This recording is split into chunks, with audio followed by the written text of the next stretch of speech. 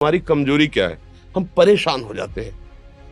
संसार में देखो तो परेशान, परमार्थ की तरफ देखो तो हम परेशान हो, ये हमारा आदत स्वभाव बन गया परेशान होना। थोड़ा सा धैर्यवान बनो, गंभीर बनो। कोई इस भारी से भारी विपत्ति में परेशानी स्वीकार करके विपत्ति से थोड़ी निकला जाता। सुलझो, ठीक है, विपत्ति आई, समस्या आई, इसका समाधान होगा। ऐसा थोड़ी कि हमें नष्ट कर देगी। अगर अभी हमारी बड़ी हानि हो जाती है, हम कल इससे बड़ा लाभ प्राप्त कर सकते हैं। हमको एकदम बिल्कुल गंभीर रहना है, इतने कमजोर नहीं बन जाना। अब वो गए तो क्या होगा, अब वो वस्तु गई तो क्या, पद गया तो क्या होगा। प्रयास किया था, ये पद मिला था, इससे बड़ा पद प्राप्त करूंगा, मैं इससे बड़ा महान बनूंगा। ठीक है, एक बार गिर गया, गलती हो गई, दंड भोगूंगा, फिर इससे ज्यादा संयम में रहूंगा। बिल्कुल मतलब एकदम फ्रेश दिमाग रखना चाहिए। और अपने लोग क्या है, जरा सी बात में एकदम पछड़ा कर लेते हैं, एकदम कमजोर हो जाते हैं। ये बिल्कुल ठीक नहीं है। हम जीवन भर की यात्रा की बात कह रहे हैं, भारी से भारी कष्ट में भी मुस्कुराना, तो हमें बल मिला है, हमें भगवान की कृपा का दर्शन हुआ है, हमें उनका दुलार दिखाई दिया है। अगर ऐसे तो भाग जाते हैं, फिर परमार्थ में थोड़ी चलना होता है। आज जो आप सुन करके लाभ लेने की चेष्टा कर रहे हो ना, ये केवल प्रवचन नहीं है, ये जीवन है।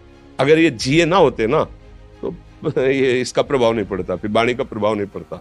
हम इसीलिए कहते हैं, जैसे आप लोग एकदम परेशान हो जाते हैं जब बोलो, क्या हमसे ज्यादा परेशानी होगी? दोनों किडनी खराब, दवाई लाने के लिए पैसे नहीं, पानी रखा है हम उठ के पी नहीं सकते, भीषण शरीर में कष्ट, भीषण बुखार, क्योंकि किडनी फेल, जरा में बुखार, खाने को क्या, रोटी मांग के लाओ। अगर वहां सब्जी मिलती तो लाल मिर्च ऐसी पड़ के मिलती थी कि वो पा नहीं सकते थे। आप सोचो, पानी लाना है तो मुझे लाना है, पीना है तो मुझे पीना है। अगर मैं हारता तो कहां पहुंच जाता, क्या स्थिति होती? नहीं, मरना है, पर कदम पीछे। कोई दिन ऐसा नहीं जिस दिन सेवा ना की हो, जिस दिन सेवा ना गए हो। गुरु जी की सेवा में जाना है, पहले अपने को स्वस्थ साबित करना है, नहीं वो सेवा नहीं लेंगे। तुम बीमार हो, तुम कष्ट में, वैसे उनकी दृष्टि बड़ी शांत है, उनकी सेवा की, आके लेट गए। फिर हिम्मत की, अपनी श्री जी की सेवा की, मधुकरी नहीं गए, 3-3 4-4 दिन भोजन नहीं गए, पर सेवा नहीं छोड़ा, दिनचर्या नहीं छोड़ी। और उसका प्रधान कारण संयम, ब्रह्मचर्य, भगवत आश्रय, नाम जप, कभी हारने नहीं दिया। अभी भी थोड़ी देर बाद डायलिसिस शुरू हुआ, हारने, आपको हारे हुए नजर आ रहे हैं। शरीर में पीड़ा है, किडनी फेल है, ऐसा थोड़ा हम स्वस्थ बैठे हैं, पीड़ा है, बार बार प्यास लगती है, थोड़ा थोड़ा पानी मिलता है हर, लेकिन हम आनंदित हैं, हम प्रसन्न हैं। हम लड़ाई में हारे नहीं हैं, ना हारेंगे, हम जीत चुके हैं। हम अपने मालिक के भरोसे में अपना सब बात, तो वो ये हम अपनी बड़ाई नहीं बता रहे, हम आपको बता रहे समस्या। सोचो, तुम्हारे पास तो माँ है, भाई है, बहन है, परिवार है, कोई ना कोई तो है ना। मेरा किसी ने कभी जीवन में ध्यान भी नहीं दिया। क्यों? बचपन से बाबा जी बन गए, किसी से प्यार नहीं, किसी से संबंध नहीं, कोई जानकारी नहीं, हम कहाँ हैं, वो कहाँ, किसी से कोई मतलब नहीं। अच्छा, जवान साधु कौन श्रद्धा करे? कभी गांव जाने की हिम्मत नहीं पड़ती कि रोटी मांग ले, पता नहीं लोग क्या सोचेंगे, क्या भावना कर ले। हम दरवाजे पे खड़े हैं, क्या कैसी भाव, जो हमारे सामने आकाश वृत्ति से आया यौवन अवस्था में, वही पाया, अन्यथा भूखे रह गए। जब हम हर समय अपने को विवेक के द्वारा सावधान रखे तो हम कभी निराश नहीं हुए, कभी उदास नहीं हुए, कभी ऐसा नहीं लगा कि यार हम दुखी, कभी नहीं लगा। उसी का फल है कि उस सुख का संकेत मिल गया जहां दुख की निशानी भी नहीं है। वही उसी के बच्चे हो, हम सब उसी धातु से बने हुए हैं। हम इतना क्यों परेशान हो जाते हैं? हम ये देखते हैं अपने लोग, थोड़ी बात बिगड़ गई परेशान, नहीं बिगड़ी तो बिगड़ जाने की संभावना में परेशान है। आज सुख है, लेकिन कल सुख छिन जाएगा तो हम आज के सुख में सुखी ना होकर कल के दुख की आने की संभावना में हम भयभीत हो। मतलब क्या हमारी सोच रह गई?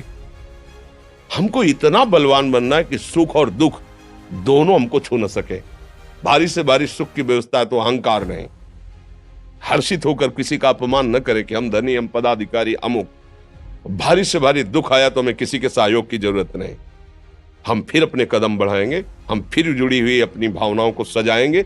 मस्त जीवन एकदम, तुम अविनाशी के बच्चे हो। शेर का बच्चा भेड़ों के बीच में फंसकर म्यों म्यों बोल रहा है, बस अगर दहाड़ना सीख जाए तो कोई भी उसे परास्त नहीं कर सकता। ऐसे भगवद अंश, तू प्रपंच में फंसकर अपने को इतना दीन क्यों देख रहा है? तू ऐसा है, कि भगवान के दिव्यास्त्र में भी ताकत नहीं तेरे को मार सके। तू अविनाशी का अविनाशी बच्चा है। विनाशी भोगों को, विनाशी शरीर को मैं मान के इतना भयभीत, इतना दुख ठीक नहीं। ये सबके लिए, केवल एक के लिए नहीं। आप समझो, आप लोग सोचते हैं हम गृहस्थ होकर भला ऐसी स्थिति कैसे। जनक जी सुखदेव जी के गुरु हैं और राजा हैं, महल है, रानियां हैं, नौकर है, चाकर। क्या सुखदेव जी जिनके शरीर में लंगोटी भी नहीं है, दिगंबर, परमहंस के गुरु हैं जनक जी जो राजा हैं। समझो, आप ऐसा ना सोचे कि हम नौकरी कर रहे हैं, हम संसार में, हम गृहस्थ हैं, हम आध्यात्मिक की ऊंचाई पर नहीं चढ़ सकते। नहीं, आप एक सरकारी नौकरी या आप किसानी या व्यापार करते हुए आप एक अध्यात्म की ऊंचाई में चढ़ सकते हैं। और अध्यात्म ही है जो तुम्हें इस माया के दुख सुख से ऊपर उठा सकता है। दूसरा, चाहे जितनी संपत्ति आ जाए, आप सुखी नहीं हो सकते। सब देख लो, आंख खोल के देख लो। अध्यात्म ही है जो तुम्हें हर कष्ट सहकर मुस्कुराकर जीने का रास्ता बता देगा कि आप आनंदित हो जाओगे। कुछ नहीं बिगड़ा। अध्यात्म है तो कुछ नहीं बिगड़ा, अध्यात्म नहीं है तो कुछ नहीं बना, कुछ हाथ नहीं लगने वाला।